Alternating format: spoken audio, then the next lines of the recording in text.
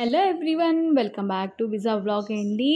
So ఇవాళ అయితే నేను మీకు డిఫరెంట్ వెరైటీలో కాకరకాయ ఫ్రై ఎలా చేయాలో చూపిస్తున్నాను. ముందుగా అయితే దానిపైన తొక్క తీసేసేయండి. తీసిన తర్వాత దీనిలో ఉప్పు వేసుకొని బాగా పిండుతూ 3 times to 4 times వరకు బాగా వాష్ చేయండి.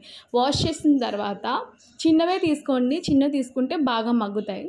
సో దీనిలో ఉప్పు వేసుకున్నానండి. ఒక 2 tablespoons వరకు ఉప్పు వేసుకున్నాను. ఉప్పు వేసుకున్న తర్వాత ఒక 1 tablespoon ఏమో పసుపు వేసుకున్నానండి.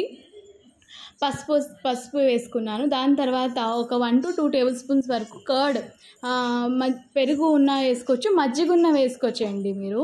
దీనివల్ల ఏంటంటే మనకి ఏదైతే చేదు ఉంటుందో దానిలో చేదు తగ్గుతుంది. సో ఇప్పుడు మనం బాండీలో స్టీమ్ చేసుకోవాలండి. కొన్ని వాటర్ వేసుకొని, ఒక పావు గ్లాస్ వాటర్ వేసుకొని మొత్తం అంతా స్లో ఫ్లేమ్లో స్టీమ్ చేసుకోవాలి. సో దాని తర్వాత ఎండు కొబ్బరి, వెల్లుల్లిపాయలు, ఎండుమిర్చి, జీలకర్ర ఈ అన్నిటిని కలిపి మిక్సీ పట్టుకోండి. బాగా మెత్తగా పట్టుకోకలేదు, గరగర పెట్టుకుంటే సరిపోతుంది. దాని తర్వాత ఏదైతే బాయిల్ అయిన కాకరకాయలు ఉన్నాయి కదండి, దాన్ని కట్ చేసుకోండి. కట్ చేసుకున్న తర్వాత ఫిల్ చేసి స్టార్ట్ చేసుకోండి. మొత్తం ఫిల్లింగ్ అయిన తర్వాత ఫ్రై చేసుకుంటే మీకు ఏంటంటే సులువుగా ఉంటుంది ఫ్రై చేసుకోవడానికి. మొత్తం అంతా ఫిల్ చేసుకున్న తర్వాత ఒక దారం ఉంటుంది కదా మన దగ్గర, దారంతో బాగా టై చేయండి. ఇలా చేయడం వల్ల ఏమవుతుందంటే మసాలా అనేది బయట వెళ్ళకుండా స్టఫింగ్ లోపలే ఉంటుందండి.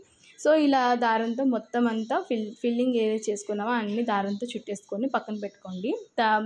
కడాయిలో మనం డీప్ ఫ్రై చేసుకున్నంత పెట్టుకోండి, ఆయిల్ వేసేసుకోండి. ఇలా బాగా ఫ్రై చేసుకోండి.